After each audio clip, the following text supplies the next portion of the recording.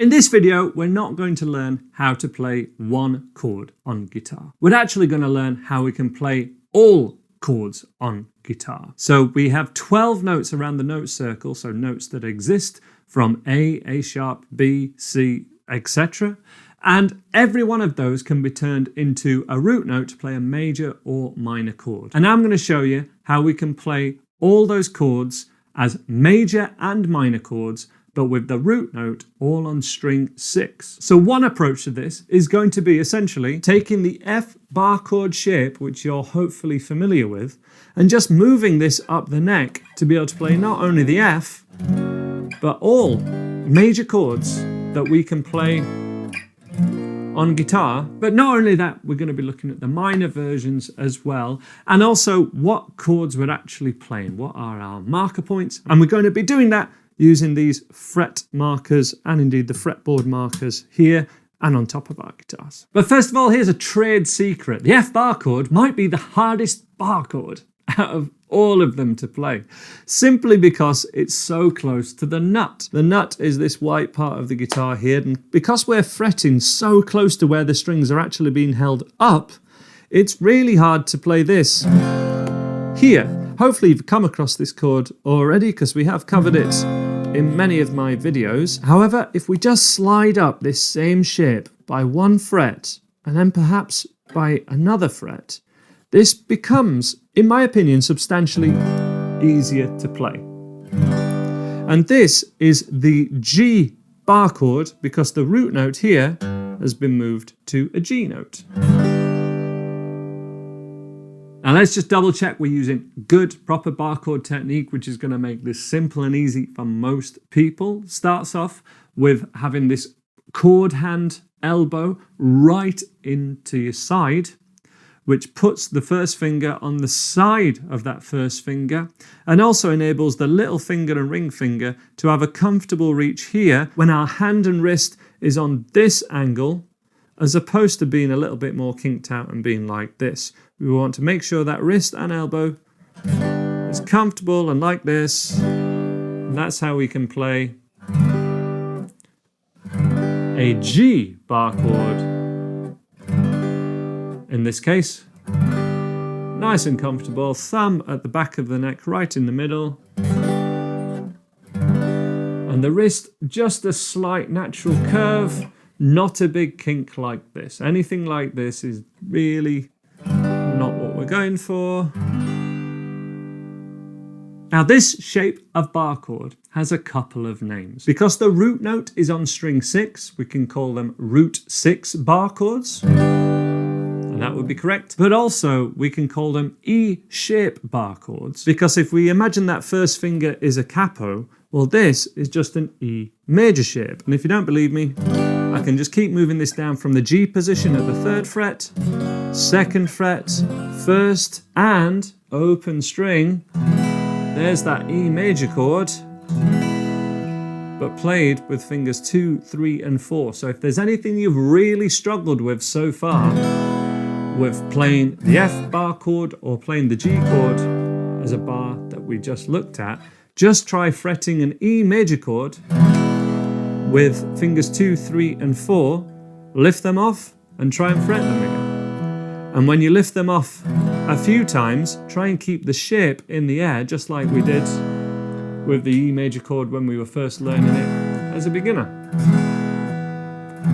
And that's really setting you up for success. And we should also be aware that we don't only have to bar them with the first finger, we can also bar like this with the thumb, either muting or pressing down to hold a note. And the palm would be into the back of the neck like this. Or we can mute and silence that string 6. This is, for example, how Alex Turner of the Arctic Monkeys plays his acoustic bar chords all the time for root 6. I've never seen him do this. He always does this, especially on acoustic. Now, just like we could use the same shape E major to play an E minor chord by lifting off a finger, that first finger on the 3rd string, we can do the same thing with our bar chords to play, for example, F and F minor. This is a very tricky chord. It gets much easier if we move that same shape higher up the fretboard, perhaps even to fret 5, major bar chord. This is an A major. This, without the middle finger, is an A minor. Tougher chord. It's the same as this A minor. It can also be played with the first finger holding down 3 strings, like this. But this can be tough on the wrist for some people when you first try it. I think this one is the one to be going for at this level. And then we've got a major option and minor option for all chords. And as we've done previously when we looked at the note circle, remember that from the beginner's course? We can use that note circle, in this case going from E, to work out what chord we're playing from indeed the E chord. Going round the note circle, first fret is F. The next chord is F sharp, so this is an F sharp major because that first finger is down and the root note is at the 2nd fret. We have a G sharp, also known as an A flat because those notes are the G sharp and the A flat are enharmonic equivalents, remember that word? We can play an A major, we can also play an A minor, we can play an A sharp minor. So you see how these chords are getting their name now because of the root note, and then is it major or is it minor? We have a B major and a B minor, a C major or a C minor, C sharp, and that's about as high as practically I can get up on guitar. I can still just pretty much play a D sharp, and an E, but I can't bar it. And that's fine, because we've got another method we'll be looking at later to be able to play the other chords. But if you have a cutaway on your guitar, you'll be able to play those no problem. You can just keep going up as high as you can. And on electric guitar, even more of a cutaway, you can even play beyond 12th fret and go up. However, that's a very inefficient way of memorizing the notes on our guitar. And a far better method, especially for the jam track that's coming next and for how these chords work in a song, is to remember something called the 6 key tones and paying particular attention to the 5th fret and the 7th fret. But the 6 key tones basically work from this G and go from the thickest 2 strings at fret 3, 5 and 7. And these are key tones because they're all naturals. There's no sharps and flats on the thickest 2 strings on frets 3, 5 and 7. Here we have the G note, which we're aware of because this is a G major. We have a G, A and B, just going for the dotted frets. And they're the important ones to remember for this lesson. As the 6 key tones thing, we also have, after B, we have C, D and E, which will come in super handy at the next level of this course. But for this level, we're only interested in G, A and B. Like our E minor pentatonic scale on 1 string. And particularly for the jam track we'll be looking at, it's the A at the 5th fret and the B at 7th fret. Welcome to this jam track video where we're looking at how to play bar chords over this jam track in an indie style and also improvise some lead in the key of B minor using the B minor pentatonic scale. We've got an example riff that you can follow, but also you will be left a gap for some improvisation, and you could use this whole backing track and just treat it like a rhythm guitar backing track and you're playing the lead over the whole thing if you wish. You don't have to focus too much on the bar chords if that's not what you need to get from this video. If you want to focus more on your lead lines, you can. But for those that are needing that bar chord practice, here's what we'll be playing. We're in the key of B minor here, so we need to find the 7th fret. these are where the dots are, 3, 5, 7, and it's a minor bar chord, so no middle finger down.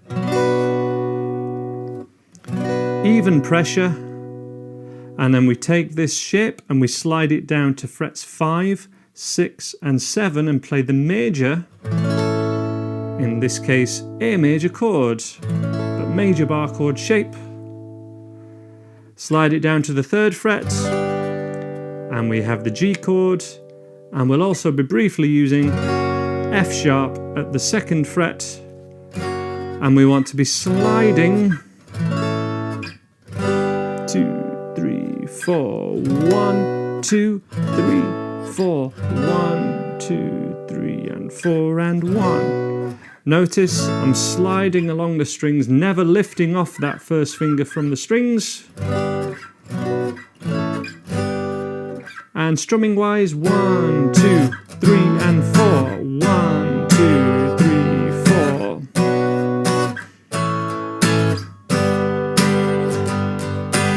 More strumming can be added, 1 and 2 and a 3 and 4 and a, 1, 2 and a 3 and 4 and a 1, 2, 3, 4. But this is really a bar chords exercise, even on the beat would be absolutely fine. And in a moment, we'll also have a look at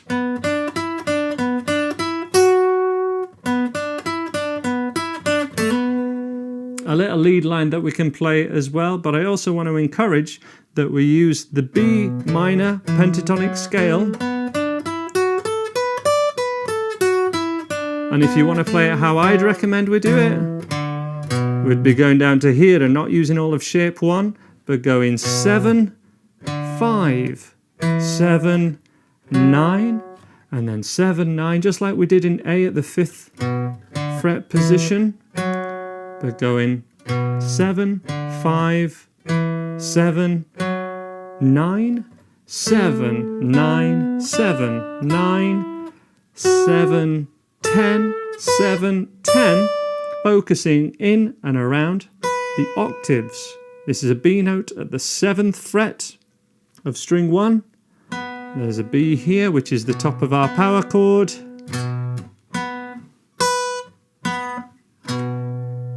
More of that kind of note finding thing to come in this intermediate course, but they're the ones to be focusing lead line around.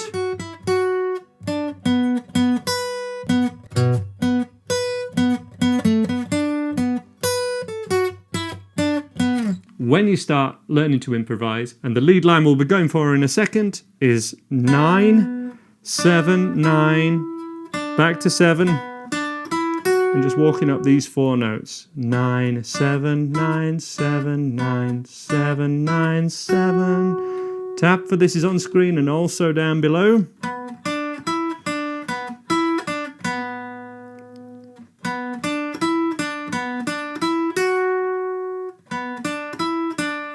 Rolling technique for that second half.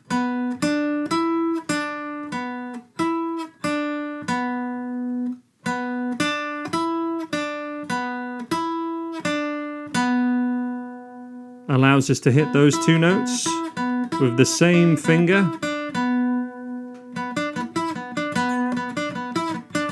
Like a lot of classic lead lines do. And then you'll have a break to be able to improvise as well, which you'll have a shout out for on the visual jam track. But let's start off by doing the rhythm part first of all, and then the lead line afterwards.